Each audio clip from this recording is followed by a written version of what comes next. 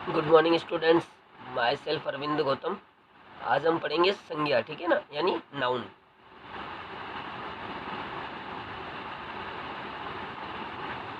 Noun यानी संज्ञा, ठीक है। अब देखो नाउन क्या होती है, संज्ञा क्या है? किसी प्राणी, वस्तु, स्थान या भाव के नाम को संज्ञा कहते हैं, ठीक है। संज्ञा किसे कहते हैं? संज्ञा किसे कहते हैं? किसी प्राणी, वस्तु, स्थान या भाव के नाम को संज्ञा कहते हैं। देखो प्राणी, सबसे पहले क्या आता है? प्राणी, ठीक है ना। प्राणी यानी एनिमल, यानी मनुष्य। देखो इनमें देखो सबसे पहले मोहन, ठीक है, मोहन, हाथी, उसके बाद में है मनुष्य, उसके बाद है स्त्री, उसके बाद घोड़ा इत्यादि, ठीक है ना। ये सब क्या है? ये है प्राणी, ठीक है। मोहन, हाथी, मनुष्य, स्त्री, घोड़ा इत्यादि, ये सब क्या है? ये सब है प्राणी। उसके बाद आती है वस्तु। देखो वस्तु में क्या होता है? वस्तु में हम लेते हैं कलम, उसके बाद मेज, पुस्तक, पेन, पेंसिल, कुर्सी, दवात इत्यादि, ये सब क्या है? ये सब है वस्तु है, ठीक है। सबसे पहले क्या है? प्राणी, ठीक है ना। प्राणी में मोहन, हाथी, मनुष्य, स्त्री, घोड़ा इत्यादि, ये सब क्या है? ये हो गए प्राणी। उसके बाद वस्तु, कलम, मेज, पुस्तक, पेन, पेंसिल, कुर्सी, दवात इत्यादि, सब क्या है? ये सब वस्तु है, ठीक है ना। उसके बाद आता है स्थान, ठीक है। स्थान देखो, स्थान में क्या? स्थान में क्या है? स्थान में है जयपुर, जोधपुर, नगर, गांव, कोटा, दिल्ली, बारह इत्यादि, ये सब क्या है? ये सब क्या है? ये है स्थान, ठीक है। स्थान क्या है? जयपुर, जोधपुर, नगर, गांव, कोटा, दिल्ली, बारह इत्यादि, ये सब क्या है? ये सब है स्थान। उसके बाद आता है भाव, ठीक है। भाव देखो, भाव में क्या है? भाव में है मिठास, दया, क्रोध, क्षमा, बचपन, गर्मी इत्यादि, ये सब क्या है? ये सब भाव है, ठीक है ना। देखो संज्ञा क्या है? किसी प्राणी, वस्तु, स्थान या भाव के नाम को संज्ञा कहते हैं, ठीक है ना।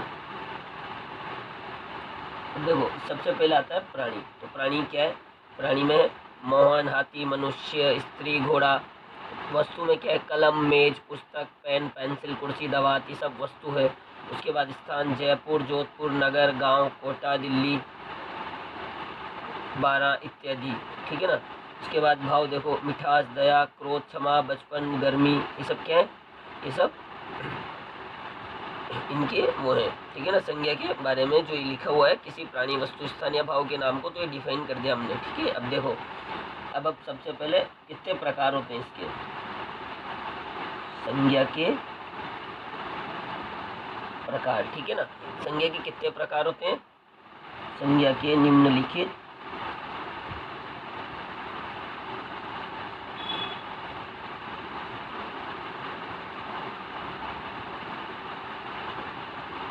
प्रकार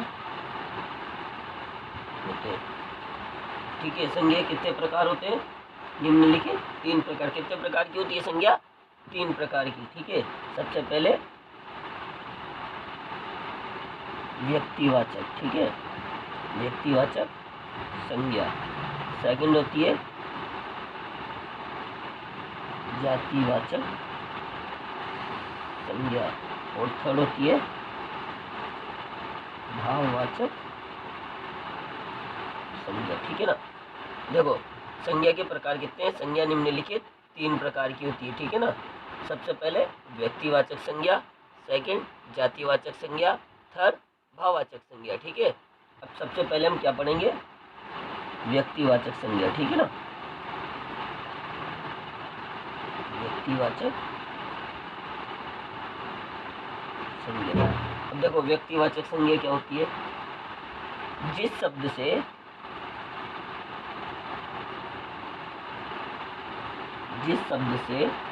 किसी विशेष व्यक्ति,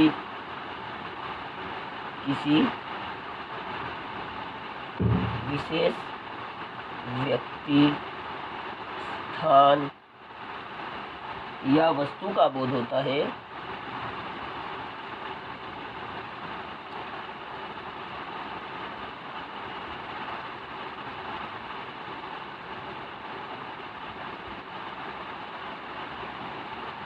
उसे व्यक्तिवाचक संज्ञा कहते हैं, ठीक है। देखो जिस शब्द से किसी विशेष व्यक्ति, स्थान या वस्तु का क्या होता है? बोध होता है, उसे क्या बोलते हैं? व्यक्तिवाचक संज्ञा, ठीक है ना। अब एग्जाम्पल देखो, एग्जाम्पल है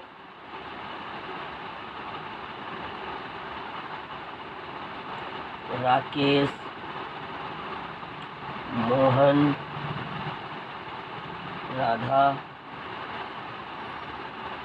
उदयपुर, जयपुर, हिमालय, जलेबी, ताजमहल इत्यादि। ये सब क्या है? ये सब क्या है? ये सब व्यक्तिवाचक संज्ञा। देखो जिस शब्द से किसी विशेष व्यक्ति या स्थान या वस्तु का क्या हो? बोध हो, वो क्या कहलाते हैं? वो व्यक्तिवाचक संज्ञा कहलाते हैं। जैसे राकेश, मोहन, राधा, उदयपुर, जयपुर, हिमालय, जलेबी, ताजमहल इत्यादि, ठीक है। सेकंड है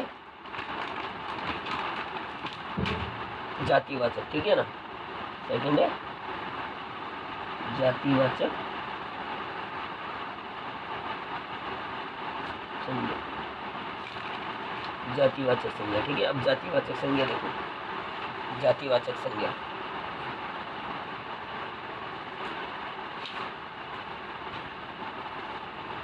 जिस शब्द से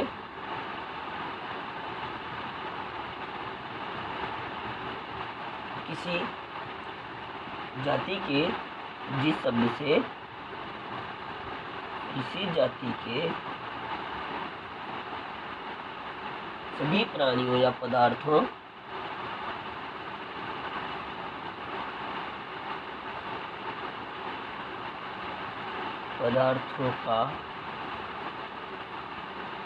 का बोध होता है,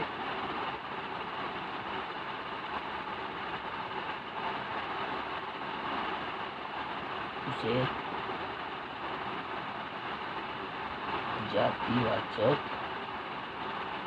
जातिवाचक संज्ञा कहते हैं, ठीक है। जातिवाचक संज्ञा किसे कहते हैं? देखो जिस शब्द से किसी जाति के सभी प्राणियों या पदार्थों का बोध होता है, उसे जातिवाचक संज्ञा कहते हैं, ठीक है। जैसे एग्जाम्पल देखो, लड़का, पर्वत, नदी, पुस्तक। पुस्तक के बाद में हम लेते हैं फल, ले लेते हैं फल, पशु, उसके बाद मिठाई, इत्यादि, ये सब क्या है? ये सब जातिवाचक संज्ञा है, ठीक है ना। देखो, जिस शब्द से किसी जाति के सभी प्राणियों या पदार्थों का बोध होता है उसे जातिवाचक संज्ञा कहते हैं, ठीक है। थर्ड है भाववाचक संज्ञा।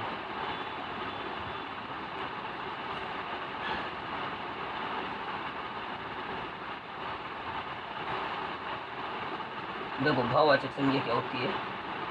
जिस शब्द से किसी प्राणी या पदार्थ के, जिस शब्द से किसी प्राणी या पदार्थ के भाव, गुण या स्वभाव, भाव, गुण या स्वभाव का बोध होता है। इन तीनों का, देखो, कि भाव, गुण या स्वभाव का क्या होता है? बोध होता है। वह भाववाचक संज्ञा कहलाती है, ठीक है ना। क्या कहलाती है? या उसे क्या कहते हैं? भाववाचक संज्ञा कहलाती है, ठीक है। जिस शब्द से किसी प्राणी या पदार्थ के भाव, गुण या स्वभाव का बोध होता है वो भाववाचक संज्ञा कहलाती है, ठीक है ना। अब देखो एग्जाम्पल, देखो एग्जाम्पल है वीरता, बचपन, मिठास, खुशी, क्रोध, प्रेम, दया, क्षमा इत्यादि, ठीक है। भाववाचक संज्ञा में क्या होता है? जिस शब्द से किसी प्राणी या पदार्थ के भाव, गुण या स्वभाव का बोध होता है वो भाववाचक संज्ञा कहलाती है। जैसे वीरता, बचपन, मिठास, खुशी, क्रोध, प्रेम, दया, क्षमा, ठीक है। ये सब क्या है? ये भाववाचक है। जातिवाचक में क्या होता है?